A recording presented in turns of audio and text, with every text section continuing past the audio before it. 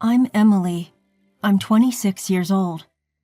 I've been dating my boyfriend, whom I met through an online game, for exactly 1 year. Initially, I was nervous as we met online, but we clicked due to the similarities in our family backgrounds. Now, he is the one who understands me the most and is very important to me. We were invited to an outdoor party hosted by his friend, and we decided to attend together. It was a barbecue at the cabin owned by his friend's father. Everything tasted delicious, and his friends I met for the first time, their wives and girlfriends, were all wonderful people. Initially, I was nervous, but by the time we left, I was completely at ease. On the way back, suddenly he stopped the car and started to talk. "What did you think about my friends? They are all very nice people. I'm glad I could get along with them and had fun. Thank you for taking me there." "Really? I'm glad, I hope we can keep having fun like this, preferably as husband and wife. What do you think?" I was surprised. Was that a proposal? Of course, my answer is yes. It's like a dream. We were so excited. In the heat of the moment, we decided, let's have our wedding there, and headed to a memorable hotel. This is the first place he brought me to on our first drive date when we had just started dating. It's a quiet hotel in the mountains, and from the restaurant you can see the lake in front of the hotel. Not only was the view stunning, but there was also a couple having their wedding at that time, and he remembered me saying, "How lovely." We both agreed that we would like to have our wedding at that hotel. But as soon as we arrived, our hopes were dashed. It is indeed a secluded hotel, but it is famous for its high status.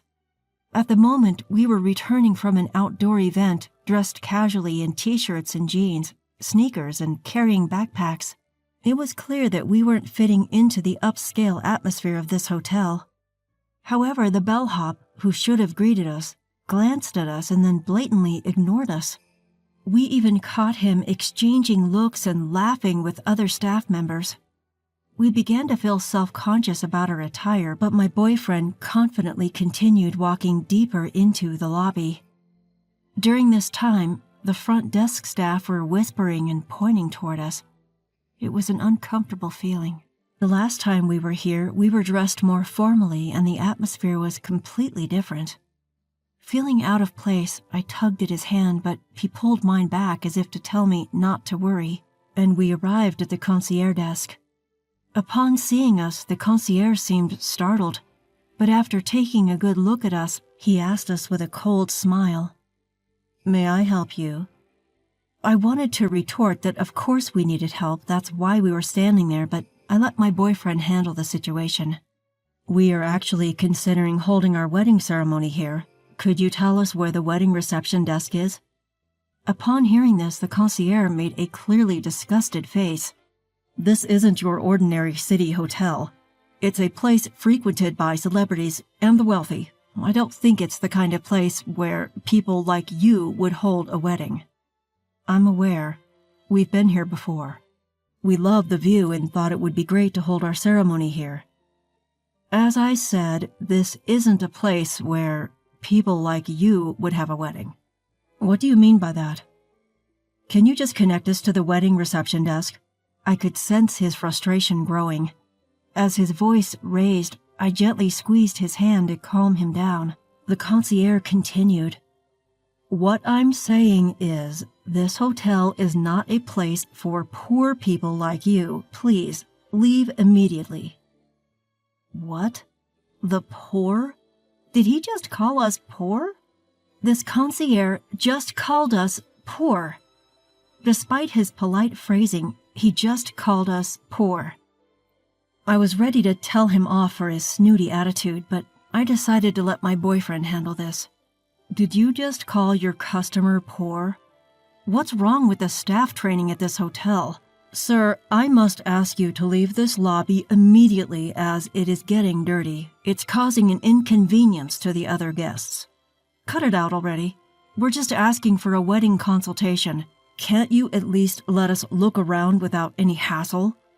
"A tour? A wedding? You've got to be kidding. Even if you worked your whole life and saved every penny, you couldn't afford a wedding here. A tour would be a complete waste of time, wouldn't it? Hey, that's enough. Let's go home. The other customers are watching too. Emily, just stay out of it. This hotel won't do if they can't get it together. They need to act properly. He's flipped his switch. He hates injustice so much that he's ruthless when dealing with people who act unfairly. Generally, this only stirs up animosity and heats things up. How did you learn customer service? You're supposed to be a specialist as a concierge, right? Is it acceptable to treat us the way you just did? What? What are you talking about? At that moment, a voice came from behind. What's going on here? Apparently, the manager came over thinking we were causing a disturbance. We're simply asking to be shown around because we're interested in having a wedding here, he replied stoically. Just like the other staff, the manager gave us a top-to-bottom once-over, chuckled dismissively, and said, I'm afraid a wedding at our hotel might be out of your reach. The concierge joined in after hearing his words. That's exactly what I told them, but they won't leave, and it's causing a problem. It's a disturbance to our other guests for you to be in the lobby for such a long period. I'm sorry, but I think it's best if you give up on the wedding and please leave. Hold on a second. We were just asking to look around because we're interested in having a wedding here. Isn't it okay if you just show us around? Sir, I am the manager of this hotel. If you continue to loiter here, he gestured to call security. So what do we need to do to be able to look around? Well, if you were to buy the hotel and become the owner, that's not going to happen, but... At his words, I was on the brink of losing it, thinking, what the heck is he talking about? But he just said, I see, so that's how it is. The owner, huh? And started to ponder. Just then, security started to approach us, so I grabbed his hand and urged him to leave. As we walked away with our backs to the manager, he started giving instructions to the concierge. Contact the cleaning staff. The lobby has been completely dirtied. Have it cleaned immediately. What the heck was dirty? In my mind, I cursed at them, thinking that their attitudes were far dirtier than anything else. We left the hotel behind us. Feeling quite upset, I thought of taking a walk in the garden and admiring the lake before heading home. But we were quickly spotted by the manager from before as we strolled through the garden. Guests, this is troublesome. If you walk around here, it could ruin the view for other guests who are enjoying the scenery. What's the big deal about looking at the view? That's not okay. This view is for the guests who use our hotel. If you can't afford it, please hurry and leave. He tried to shoo us away. Are you possibly thinking about a wedding? Dreaming of a garden wedding? It's useless. Do you have any idea how much it costs to rent out this entire garden? Please, make your way out. Then he sprayed me with a hose. Stop loitering and get going. Oh no, I'm all wet now. What is this old guy thinking? This hotel might not be as safe as we thought, even if he's not the one in charge. Hey, what do you think you're doing? There was a stray cat in the garden. I was just sprinkling water to clean it up. Oh, it's still here. He threatened to spray water again.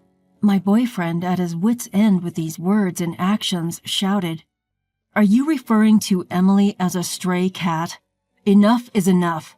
Is this how a person in hospitality behaves? Spraying water on people? Hey, call the cops. I had this feeling it was going to turn into a big deal. I couldn't stay there and get soaked any further. Enraged, I told him, I want to change my clothes, let's go, and dragged him back to the car.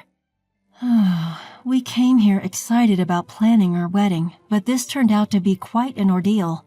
This hotel feels so different from when we visited on our date, it's almost like a different hotel altogether. No, the wet clothes I'm wearing are a clear proof of reality. I'm so glad I had a change of clothes in the car. After changing and feeling a bit refreshed, he asked me, Emily, what do you want to do? Do you still want to have our wedding at this hotel? Honestly, I didn't really care at that point, but it's still a place of fond memories. I don't know.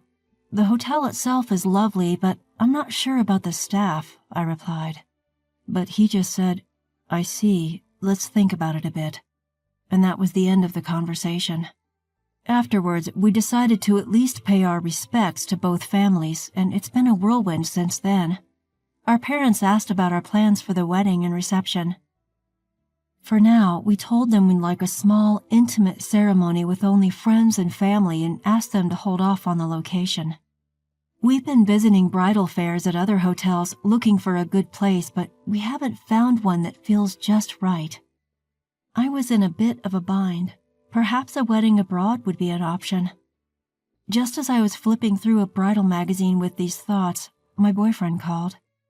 Emily, we did it. We can get married at that hotel. What? What do you mean?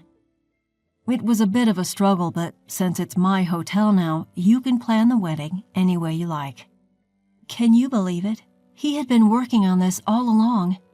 Turns out he's the son of a wealthy family and managed to get that hotel acquired by their chain of hotels. The old man said if I wanted to get married, I should become the hotel owner, he said, sounding quite pleased. I was too stunned to say anything in response to his surprising actions, but we decided to visit the hotel the following week. Finally, the day arrived.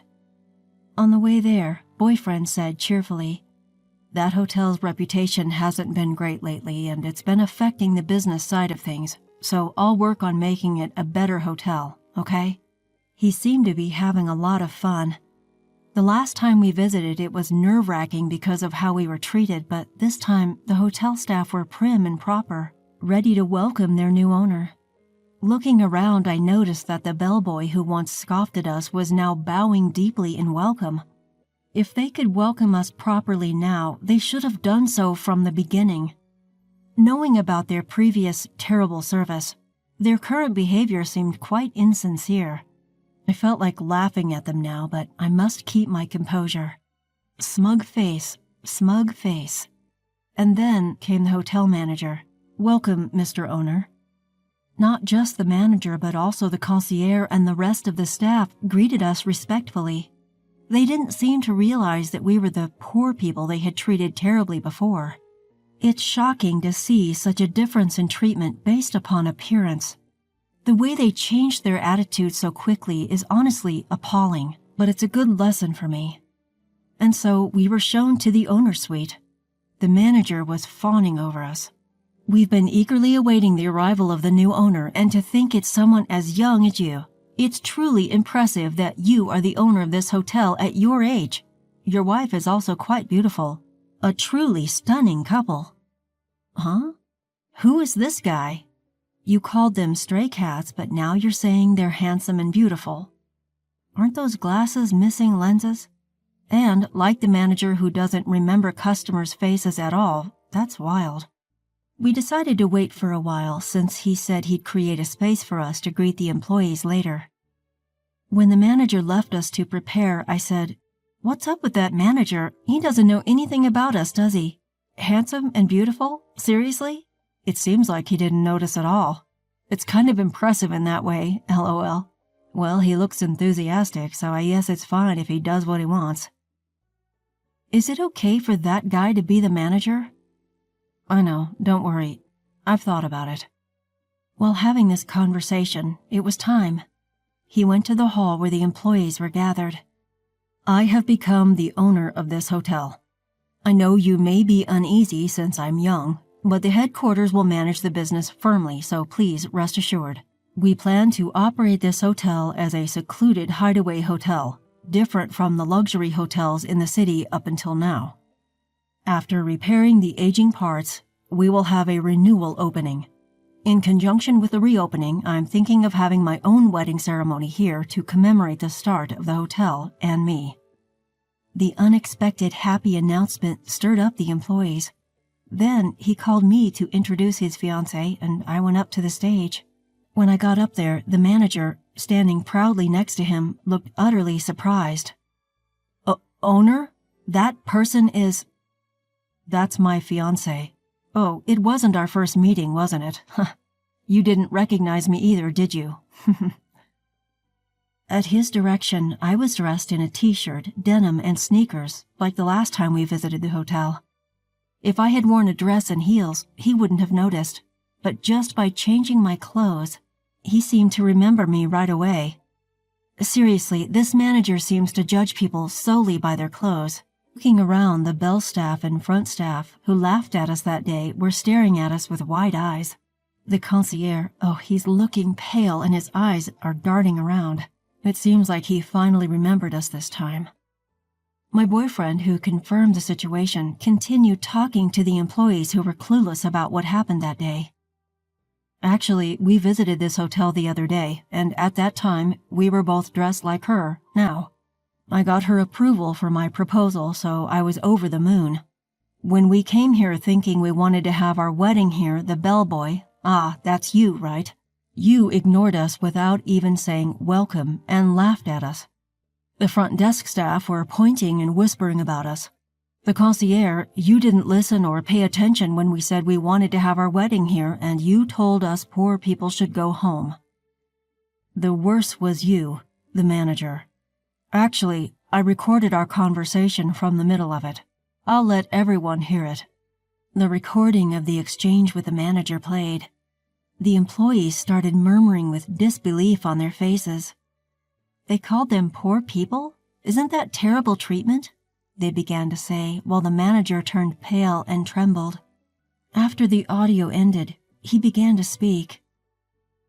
As you can see, we were treated as poor because of our modest attire, and in the end, we were doused with water and driven out. This is unacceptable, isn't it? There are nods of agreement from the crowd. Regardless of what we were wearing, I come from a family that owns a chain of hotels, and she is the daughter of a big pharmaceutical company CEO. We are not poor. This time, we were advised by your manager here to become the owners if we wanted to have our wedding here. But what if we were other guests? This should never happen, right? This hotel, which is not particularly conveniently located, should offer the best service to all guests who take the trouble to come here. I want to return this hotel to that state. It was once like that. Let's make this the best hotel together. Applause filled the room. Afterwards, he demoted everyone from the manager and concierge to staff who had reports of poor work attitudes. The manager and concierge were asked to start from scratch, learning from the cleaning staff. In their place, staff who had been neglected despite their excellence, as well as part-timers, were promoted to better positions. He placed the right people in the right roles, creating a lively working environment. He actively listened to opinions, quickly implementing good ideas with a sense of urgency. Even as an onlooker, you could feel the overall atmosphere of the hotel improving. And so he successfully transformed the hotel. By the way, we were able to hold our wedding ceremony at the hotel as initially planned. Of course, it was during a quieter time and we kept it low-key. About a year later, he handed down the hotel management over to a new manager and quickly stepped down. It should be okay now, he said. But it seems the real reason was that he didn't have time to play his favorite video games.